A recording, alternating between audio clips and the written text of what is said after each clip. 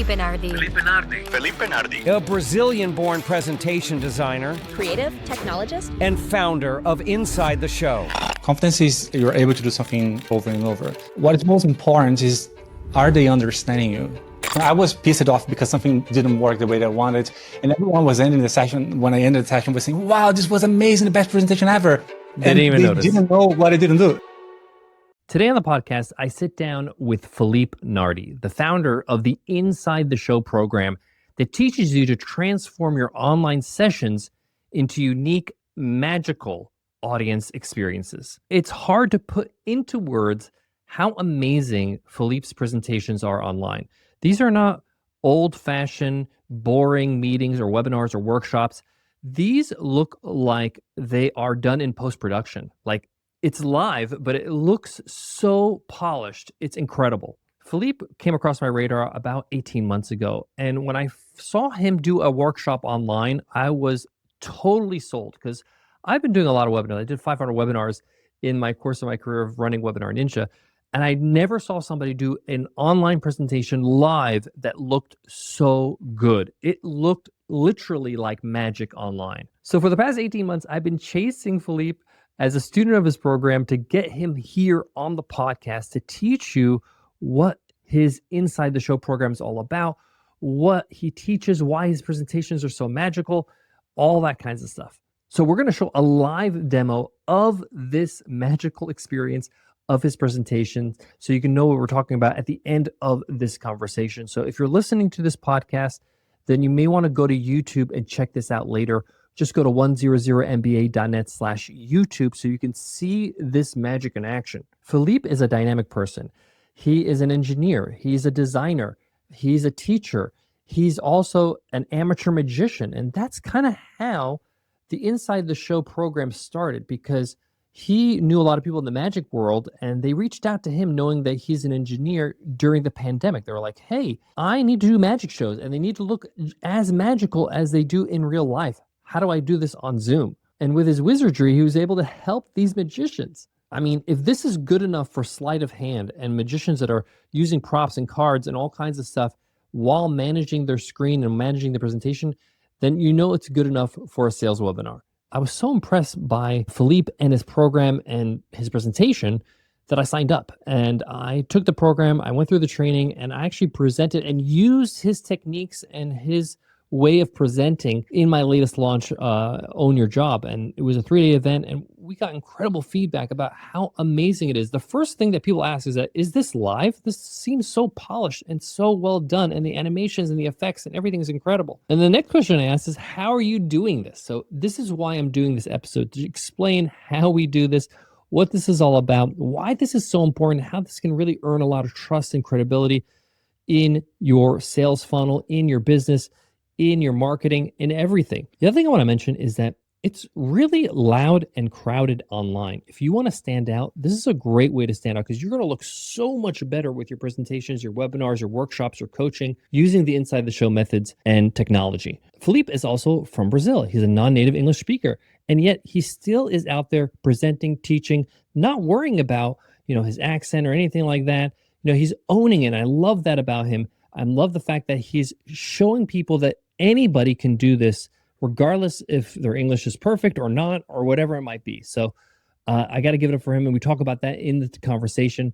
This is not a sponsored episode. I'm not an affiliate of any sort. I'm just a fan of Felippe and his work and the Inside the Show program that I had to share it with you. So if you want to learn more, you can check out insidethe.show is the website. But without further ado, let's jump into that conversation with Felippe Nardi. Felippe, great to have you on the podcast. Hey, how's it going? Thank you so much for inviting me in. Yeah, it's lovely to kind of have this chat.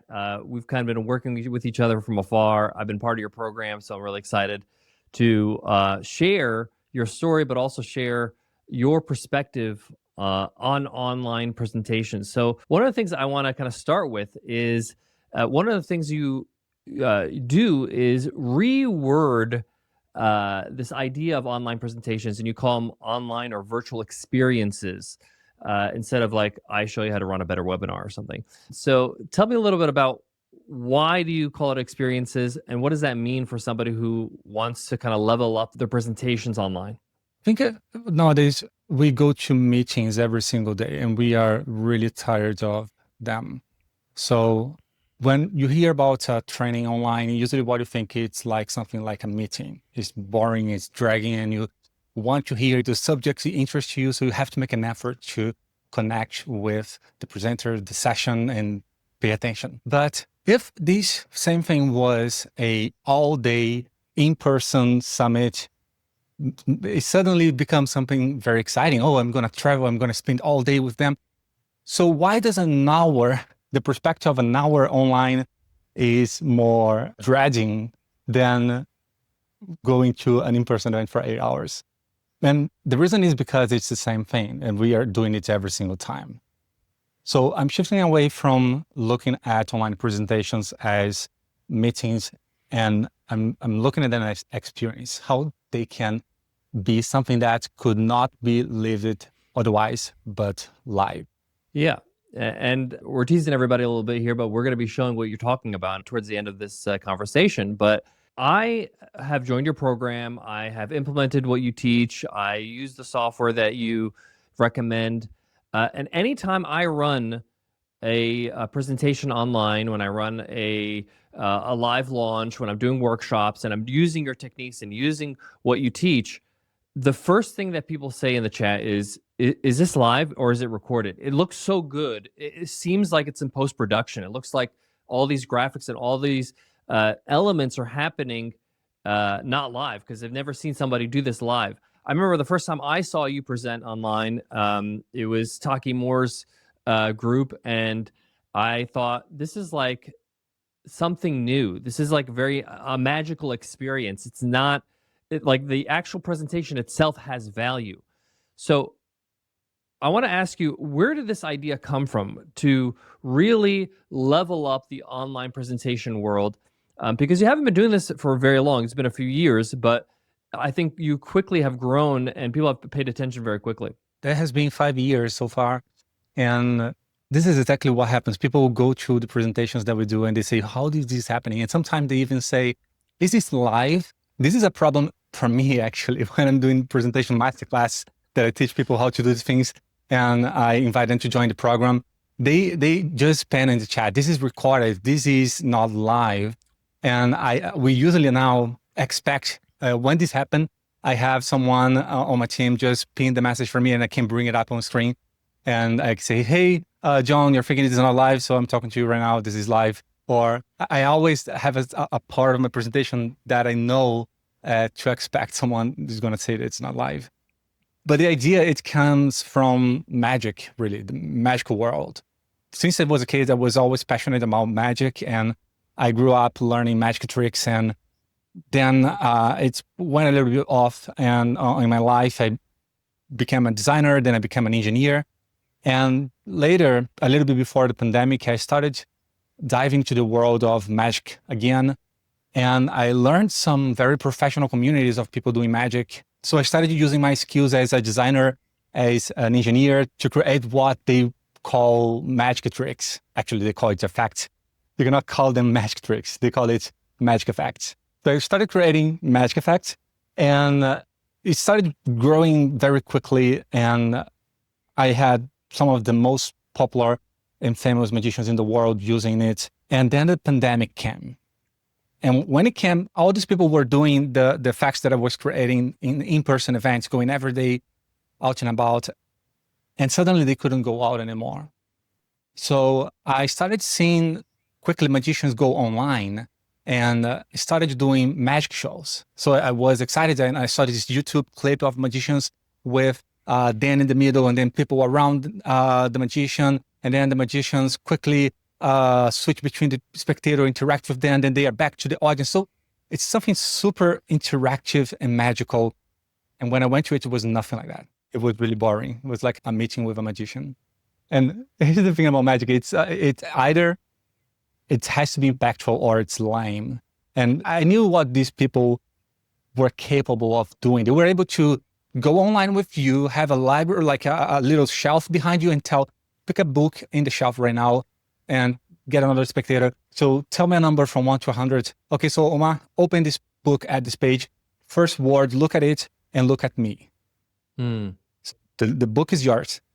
You didn't show anyone, and they will tell what word you were looking at. Hmm. This is the kind of things that they can do, but it was really terrible on Zoom because you would bring a spectator, oh, you have to unmute yourself, or do the entire show, and people were looking at the audience, not at the magician, or even worse, like you're doing a trick, you're showing something, then someone coughs, and it covers the screen because the speaker goes in front of them, covers the magician, and then you go back to the magician, it's like the thing has disappeared, but you didn't see anything. It was really terrible. And this inspired me to, okay, I have to do something about it. I have been helping these magicians. I think I can help them create a magic experience online as well. So this is where it started. I love this origin story because you're taking a seamlessly kind of like an unknown or a unrelated world, magicians and illusionists and things like that, and bringing it to online business, people that are trying to create more engaging sales webinars or trying to create more engaging presentations or coaching sessions.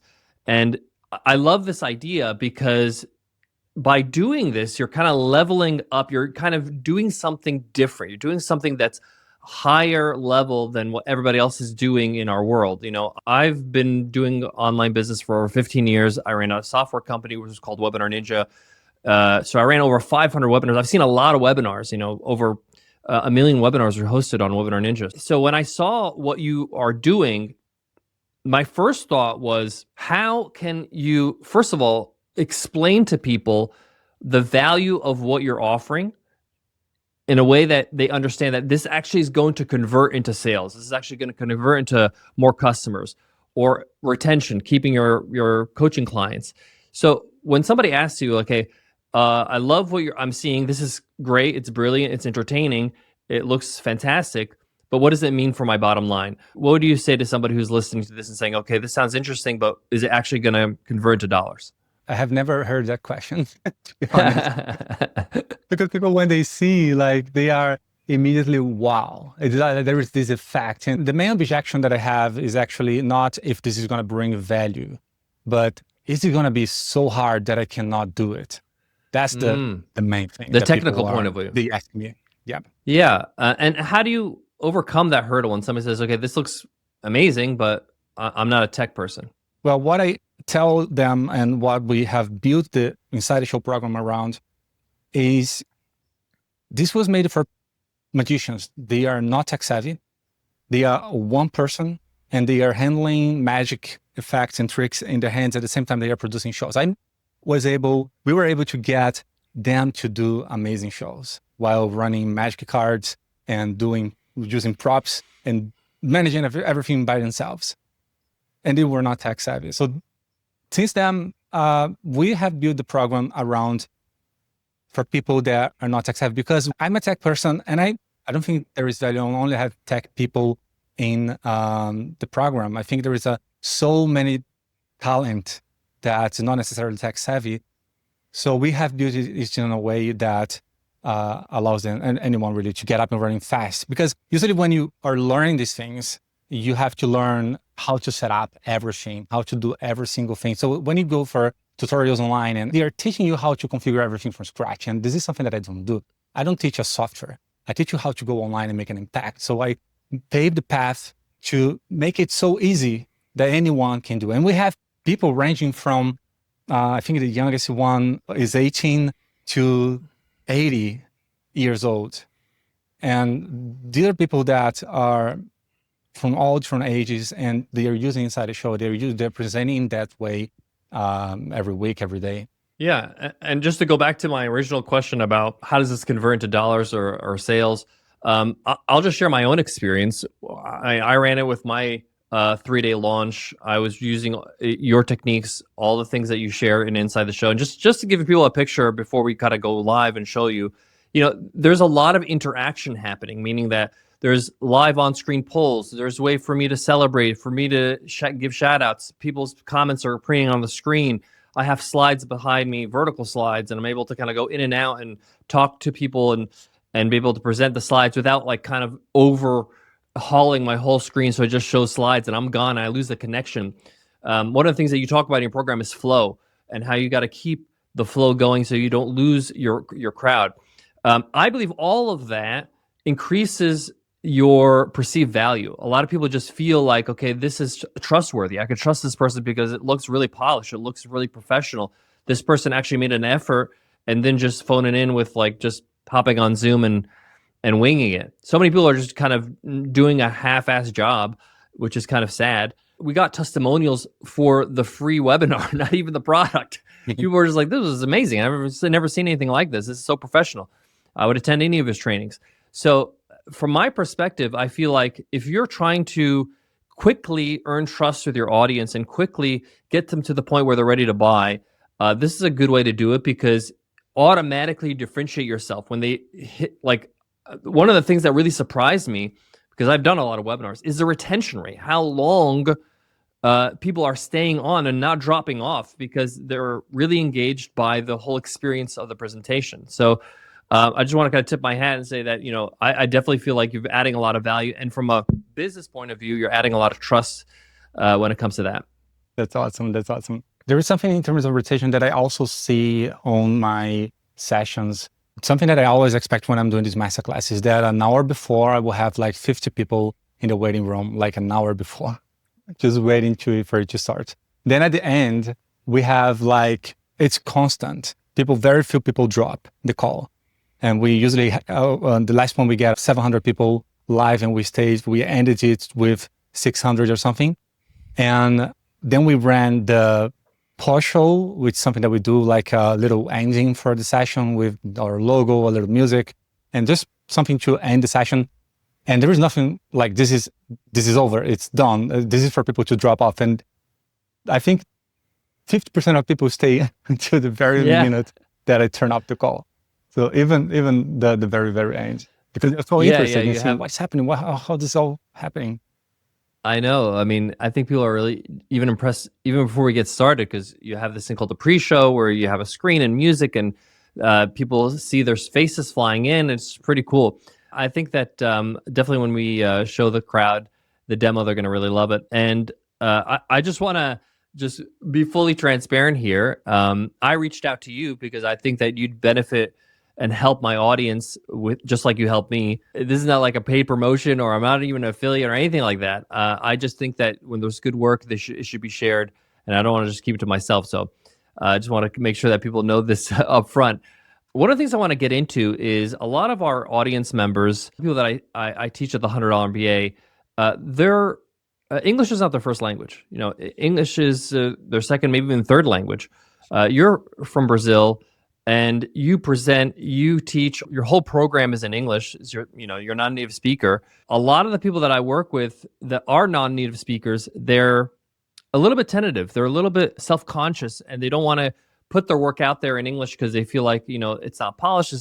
People might criticize my accent or maybe my vocabulary or whatever it might be. What advice would you give somebody who got good work, but is holding themselves back because they're not a native English speaker? I think what gave me confidence, and this is not even something that I think a lot, to be honest, when I started doing content and putting myself out there, the language itself, I was more worried about my image. I worked with remotely for companies for over 10 years, and this has been like 10 years speaking every day. And when I started, my English was really bad. And I started working with a French company, so they have a lot of accent too. So it was very challenging for me to understand everything. And there was a Ukrainian that I couldn't understand anything. So I didn't have my skills or my listening skills developed yet. But it was like I just threw myself out there and I started doing what I need to do and practice and really immerse myself. So I started everything in English. And I went to calls and meetings and I spoke. And I think it's practice that will give you confidence. Confidence is like the knowing that you're able to do something after doing it over and over. So today for me, I got to a level that people started saying, okay, so you have an accent. When I thought that I was already speaking well. And then I started working on my accent. And I gotta be honest, this is really hard. I've tried doing coaching classes, private coaching classes, but there's a lot of memorization and muscle memory that was developed. So at the end of the day, what is most important is, are they understanding you? It's not your accent. If they are able to understand you, what you're saying, even with the accent, then I think this shouldn't be a barrier. You should go. Like you should not be worried about accent. And if you really want to, you can develop it on the way, but not make it stop you. Yeah, I actually think it's a great differentiator. I think it's a way to stand out, some way to be remembered.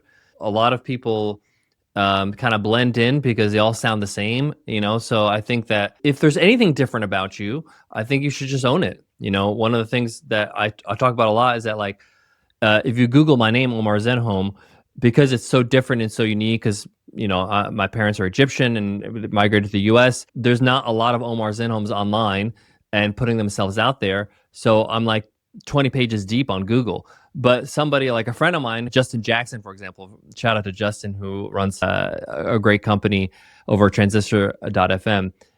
If you Google his name, there's like athletes and actors and all these other people named Justin Jackson. It's so hard for him to get known on Google or to be found. So I think you should own whatever you feel like is different about you, that makes you unique, even if you feel like maybe it's a little bit of a struggle or a little bit of a challenge for you in the beginning. Like you said, I think the confidence comes through the action. So I really love that advice. One of the things I absolutely love about Brazilians, and one of my best friends, Jose, if you're listening, love you, dog. Jose is from Brazil. He's actually from São Paulo, so you're from Rio. And one of the things I love about Brazilians is that fun is a priority. Like, if you look at a lot of cultures, fun is not one of the top priorities. It's like, security, making sure that you're financially secure, or, health or whatever. Every culture has it, but fun is like top 3 in the Brazilian culture. And I think that that's something that really shows when you are presenting, when you are teaching, when you are online, when you're on Instagram doing your reels, like, you're having fun. How important is fun in business? I think it's crucial. Like you have to like what you're doing, otherwise you are not gonna stand waking up another day if you don't enjoy what you're doing. So having fun and doing things that make you proud, that make you feel proud of yourself, really, when you are doing your work, is something that helps a lot in creating the morale and making you more excited. And just to give some context, in Brazil, we have a lot of holidays. So I asked Google just now, it looks like there is like 11 national state holidays. They usually are in Thursday, so then you don't work on Monday as well, or Thursday and so forth. So we do prioritize time off as well. I mean, it's just like, it's so natural that when we look at some other cultures, especially when you look at the US, like, it's carried the number of holidays that are in there. When I was working as a developer, well, that was one of my worries. Oh my God, I will not have time off. Yeah, for sure. I mean, and I also say that when I go on holiday with my buddy Jose, who's from Brazil, when he's on holiday, he's on holiday. Like, he's off. He's not working. Like, he's not constantly checking his phone. He's really prioritizing the time off, which is I find very refreshing. So I love that about your culture. There is something that I'm very actually workaholic. So when I was not, like, when I had my time off, that was when I was working at my side project, and which was inside the show. And now that this is not my side project anymore, usually when I'm not working, I'm like working as well, just because I love, that's entrepreneurship. That's business. It's hard to switch off. Yeah, that's for sure. Speaking of, like, growing inside the show, you do a lot of teaching. What are some of the personal growth experiences you had through teaching, through growing the business? What are some of the things that you learned along the way? I think it's really hard to do this alone. It might look, for example, I think for everyone, when they see me online, they look at my Instagram and YouTube and my emails and everything. They think that I'm running everything, and this is not true. From the beginning, I had 3 partners from the beginning, where we didn't know anything about marketing online and anything about running online business in the practice. And we learned it together, but I couldn't have done, and I cannot do this by myself still today. And today we have a team of 10 people to run the business. And I think that was the number one surprise for me, because I would have thought that I would be able to do everything, because I can be in front of the cameras. I'm a programmer, I'm a designer, and I know how to do stuff online and put websites up and etc. But it's impossible. So even today I struggle with that. Need more people on the team. But that was something I realized. And you have a thriving community, you have a circle community, and you have to maintain that community and keep people engaged and run practice sessions. I mean, one of the things I love about your program is that you only just teach, this is how you're supposed to do it, and this is how you present, and this is how you use the tools, but you allow opportunities for people to jump on calls and practice what they learn, on a live, a Zoom call, which is really interesting. Why do you feel like that's important for people to be able to kind of actually implement before they actually go live and do it in front of their own audience? Here's the thing: we are doing magic tricks. We are doing magic effects, if I may be corrected, online. We are surprising the audience. We are impacting them. We are creating an experience. So the same way that magicians need to practice, they don't learn a magic trick and go do it immediately to show someone. You have to practice and practice and practice to get it right. We embedded it from the ground up in the program. We know that practice is the most important thing. So we have the program, like the acceleration sprint, where we get people up and running in a few weeks. And then we have practice sessions all year long, every Wednesday, 2 time zone, that basically you go there and you are put on spotlight and you ask it to do like small tasks, like 30 seconds, a minute task, like present a topic with a slide and bring someone to the stage and unmuting them and then send them off, or do a poll with the audience and bring the first person that got it right to the stage and then ask questions to them. I don't know, but something like what it would do in real life, the way that you would interact with people. And this is all by yourself. These are things that usually everyone out there is doing with a team. You have someone that is managing and producing everything. We have designed these things for little like press of buttons. You are able to make it happen. And practice is important. Once you develop a muscle memory, it becomes second nature.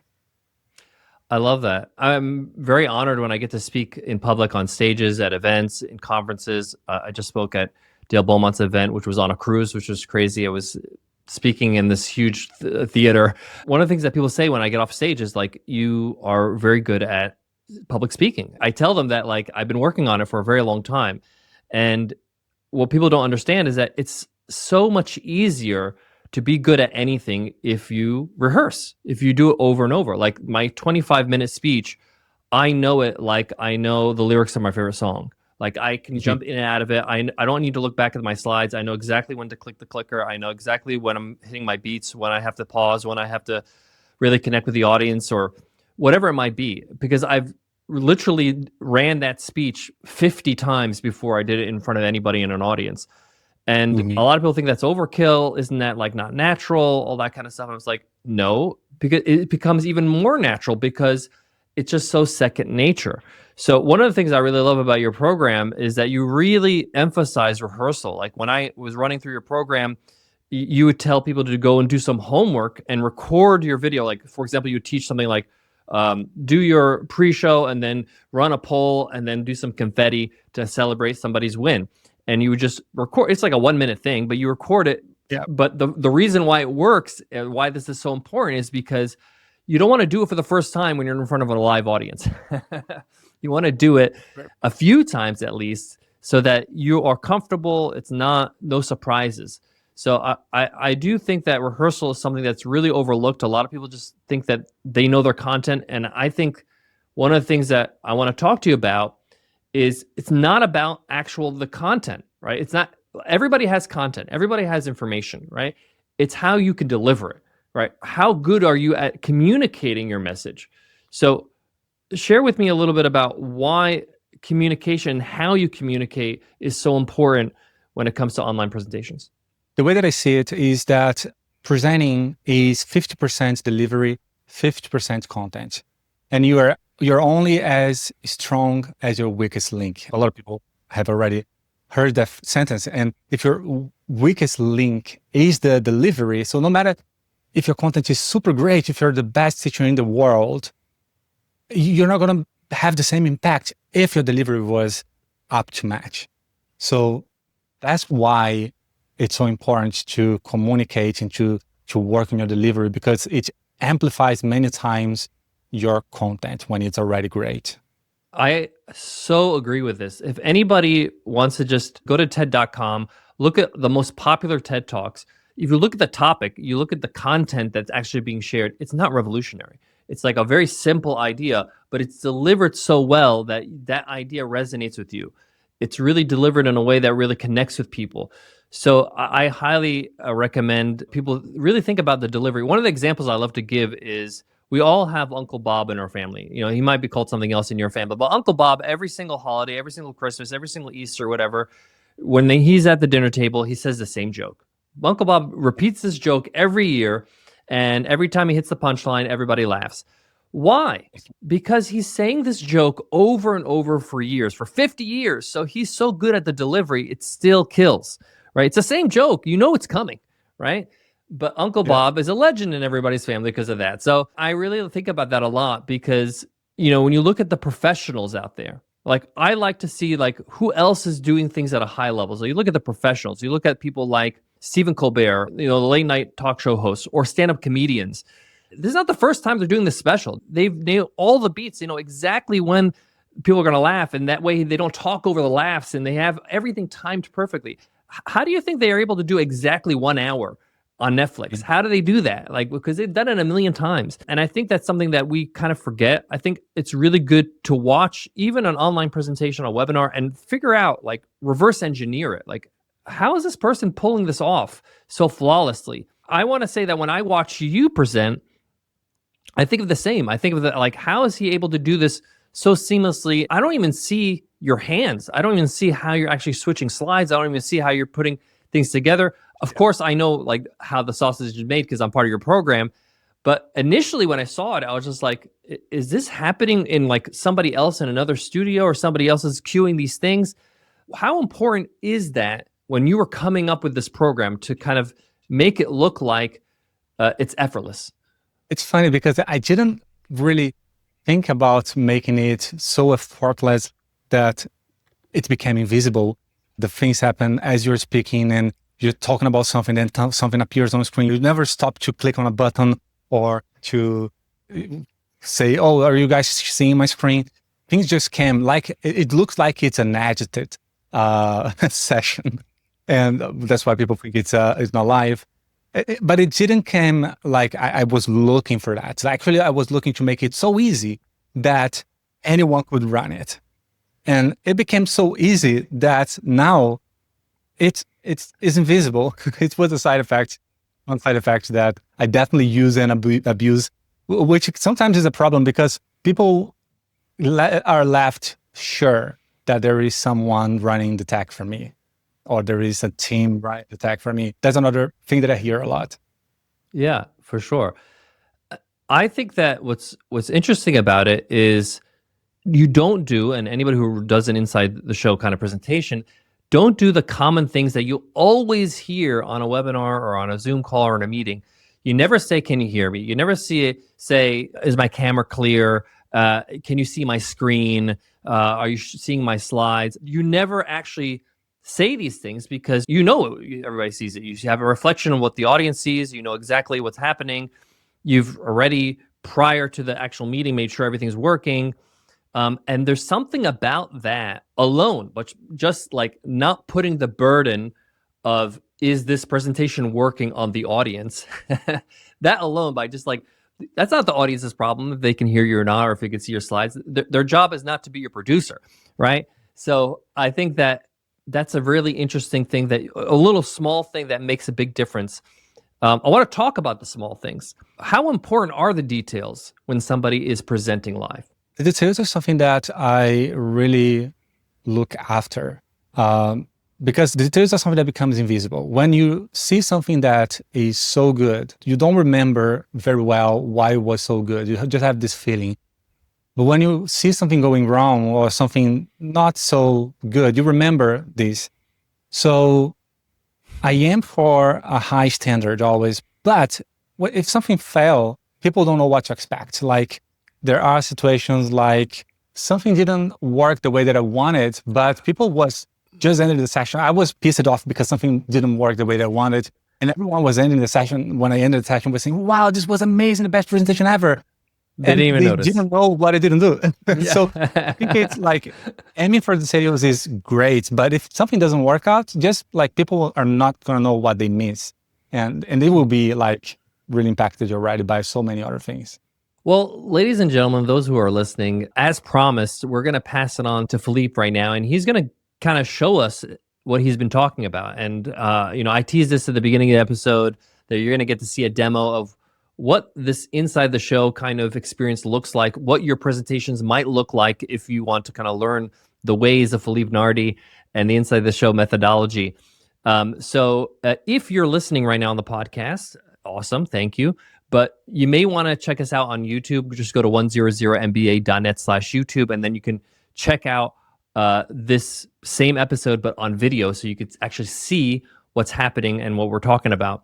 If you're driving or something like that, no worries. Yeah, just continue listening, and you can kind of get some of the gist. But remember, go back on YouTube. You're going to want to see what Felippe has in store. So, Felippe, I'm going to pass it on to you. So usually when we talk about inside the show, it's really hard for people to see, and it's way easier to show them than to talk. So I want to show the gist of what is a presentation looks like. All right. So usually when people do a session online, what they do is they hit screen share, and then the slides comes up and they hide in a little corner of the screen, and they stay like that for an hour. And no matter how good your content is, it's going to get in the way. People have to make an effort to be able to follow what you are doing, what you are teaching. So what we like, one of the things that we like to do on Inside the Show is actually having the slides coming on the side so that they don't take over the entire screen and they don't compete with you. They actually integrate with what you are saying, and they go away when you don't need them anymore. And something that we've been experimenting with recently is something that we call responsive slides. And responsive slides is the ability for you to have a horizontal and landscape layout at the same presentation. This is the same slideshow. I'm just pressing next slide. And if you haven't figured yet, I'm using this device right here. It's called the flick button. I'm just pressing next slide, and it just go to the next slide. You change orientation and go away by just pressing one button. So basically, I just did all of that by just pressing one button. Just a quick timeout. Guys, this is live. Felippe is doing this live as I'm talking to you right now, like on this live call as we're recording this podcast episode. So if you're like, what is going on? How is he doing this right now? Well, that's what we've been talking about throughout the whole episode. So keep going, Felippe. This is crazy. Another thing that I think adds a lot to the presentation, that's something that we do on Inside the Show, is making the audience part of the experience. So integrating them on screen like that. So these are actually people that are on a Zoom session right now, and I'm bringing them up on screen live as we are recording this podcast. And these are not people that are like, they are not real people. They are actually bots. And basically all of these are members of Inside the Show. So basically when there are 25 people, you see 25 people around you, and you can go over pages so you can show more people. And when there is less people, you see logos, images, videos that you can put around to match your brand and to make up these empty spaces. So it works with any number of people on the call.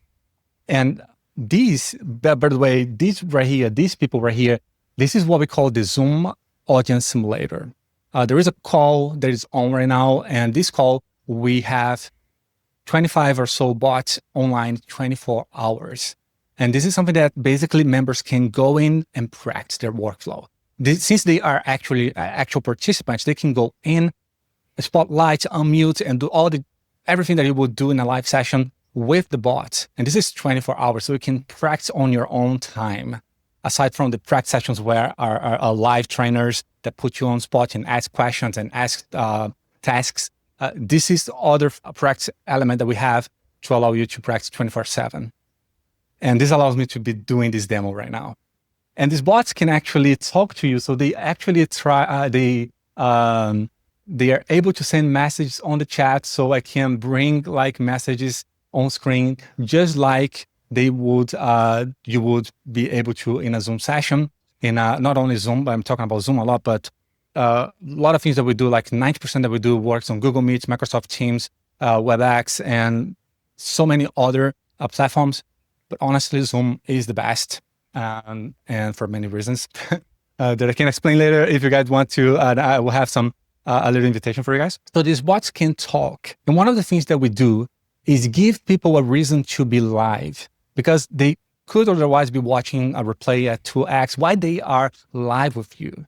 There are many ways that we do that, like the audience around is one of them, but also the interactive overlay. So we have overlays that we can ask people a question, and as they type on the Zoom chat, like the Zoom chat itself, it moves at the time people type yes or no. It just shows the live audience how many people are saying yes or no. So you can actually ask a question and get a real answer. So if you are in person, you may be able to ask a yes or no question, and you may see their hands and you say, okay, so 30% of the room, but you're not pretty sure. This is exactly like everyone is typing, you have this accurate representation of what people are answering. But also there are other things, like imagine if you were in person and you asked people, where are you from? There's no way people can answer it. It's just in a 10 people, are they talking one at a time? Are they going to talk over each other? It's impossible. But when you do these on a virtual sessions in the way that we do on Inside the Show, you can add effects. Like right now I'm using what we call the gravity words. And as people are typing in the chat, and these are all the bots that are typing their location, we see they're coming up on screen just like that. But we do have another representation of place that is pretty cool as well for getting started and warming up. People in the beginning is asking where they are from. And as people type in the chat, they are going to see their pin on the map. And this is all like seamless for you, seamless for the audience as well, because they don't have to download another software to do these kind of things. I see people sending to services that require people to scan a QR code and then use their phone to do polls and etc. Happens is that this gets in the way. People will now have their phone and they receive a notification and suddenly they are distracted. The way that we do it's all happening on Zoom. Like you have the Zoom chat, you type, you are there, and it happens. You make sense of the noise. Instead of just seeing a bunch of words floating on the chat, you are actually making sense of the noise. And this transforms a presentation into a conversation, and this transforms a session into an experience. I love it. This is incredible. One of the things that I find remarkable about this is that, like I said, the retention rate, how long people stay on the actual presentation, the webinar, the workshop, but people will screenshot and share it on social like they're at a concert. Like they're like, oh, what is this? This is like, you know, when people like take selfies or take photos when they're at an event or a concert or a sports game and they share it on social, they do this with these types of sessions because it's just like, I've never seen anything like this before. And they just feel like they need to share with other people. So this is really noteworthy work. This is very polished, very high level. And I feel like this is kind of long overdue. We've been doing a lot of online presentations and webinars and meetings and workshops at a very long time, and no one's really kind of leveled up the game like you have. What is some of the feedback that you are getting as you're improving the program, as people are presenting to their own audiences? I've been collecting a lot of feedback on the impact that it makes, because there is so many different people running. There's not a single metric that I can ask for. Like some people are doing trainings every day. Some people are teachers. Some people have their own business, and there is no single metric. Some people are not necessarily making money directly from the presentation, but indirectly. So it's very, very hard to, I don't know how to ask this question yet. If you have an idea, I would love to hear, because I need to. Yeah, I mean, one of the things that we did with our own 3-day live training is we screenshotted all the chat messages that we were getting during the presentation. So we were able to kind of like capture the feedback live of just like people's initial reaction of like, what is this? Like they're just, that was one of the actual comments, like, what is this? Like, what is this live? What's happening right now? how are you doing this? What software are you using? Are we still on Zoom? Like, people are just like, don't know what to make sense of this, because it's so different from anything they ever participated from or attended. So I think maybe encouraging your participants and your members to screenshot some of the feedback they're getting in the chat, because I find it quite interesting, because we do it too, so that we can be able to use it for our next live and put it on the actual sign up page, so that it kind of encourages people to kind of like, what's all this buzz about? So yeah, it's something definitely that is unique. There was something I want to tell about the photo that you were talking about, people taking photos of the session and posting on social media. We've been seeing these a lot, and recently we've done something that is called the photo booth. Have you seen the photo booth? No. You haven't seen this? Okay, so this came up just a few weeks ago. Basically, it's a way for people to take a photo with you. So you bring the audience around like that, and you say, okay, so in the count of 3, we are going to take a photo, make a pose, and one photo, other photo, and one more, and there you go. So basically, we take photo, the audience sees this flash, and they immediately see the photo that were taken. And it doesn't stop there. As people type in the chat, their comments appear on this Instagram-like little animation. And also something that happens is that I can press one button and I can give a link to these photos to them immediately. Like, it's a website customized with your logo, with the photos that were just taken that they can download and they can post to social media. That is amazing. So then basically people could just download via that link in the chat and share, and it looks professional. I think that's incredible. Great. I'm going to have to go into the community and check out how to do that for my next session. That's amazing. Felippe, I don't want to keep you to myself. I want to share with our audience how they can learn more and learn from you and present the Inside the Show methodology. How can people learn more about you or sign up for your next session? So just go to insidetheshow.com, and every 3 months or so, I do a free masterclass. This is a very intense week where I walk you through how to set up a presentation that looks like something that no one is doing out there. So you get out of this week with something amazing. And then I present you the Inside the Show program and show all these other features that we have in the program and invite you to join. So we only open enrollments to Inside the Show 3 or 4 times per year, because we onboard a lot of people and we want to make sure that we are able to give the support and all the help that we can for the people that are joining. We cannot just leave it open all the time. So depending on when you're listening to this, there might be a masterclass going on, or you can sign up for the next one. Inside the Show, just go there.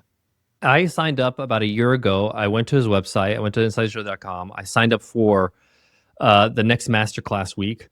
I actually emailed Felippe and said, hey, I'm sold. I don't need to go to the masterclass. Can you just give me the program? He said, no. We're actually updating the program. It's going to be available, in about a month or so. And I was like, okay, cool.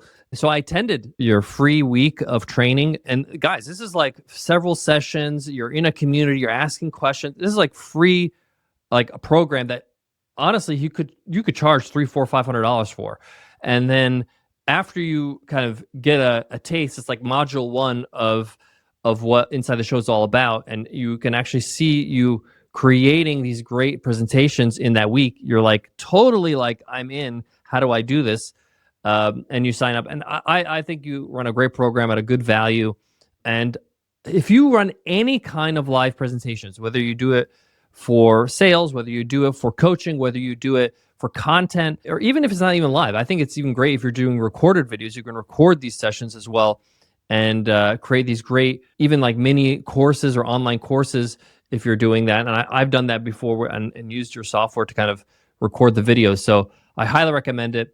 Felippe, thanks so much for being here and sharing your knowledge and sharing your story. I had a great time, and it was a pleasure to just chat with you. Thank you so much for inviting me. I had a pleasure also demonstrating and talk to you, Omar. Thank you so much. There you have it. Thanks so much, Felippe, for your time. If you want to learn more, if you want to take part of his free training week, go to insidethe.show to sign up for the next virtual class that he has. Or sign up for Inside the Show if it's open. Either way, you'll be on the waiting list and you'll get an email, which is I highly recommend doing that. You can also check out Felippe on Instagram. It's at Felippe, Felippe, Nardi, Nardi.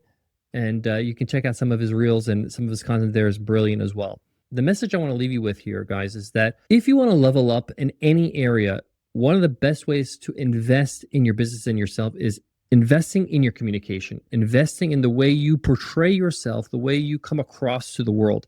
And if you're doing online presentations and they're mediocre, this is a great way to kind of level up and just be better than everybody else. This is going to increase your value. Even at the start, it's just perceived value, but people are going to say, okay, this is quality. This is something I can trust.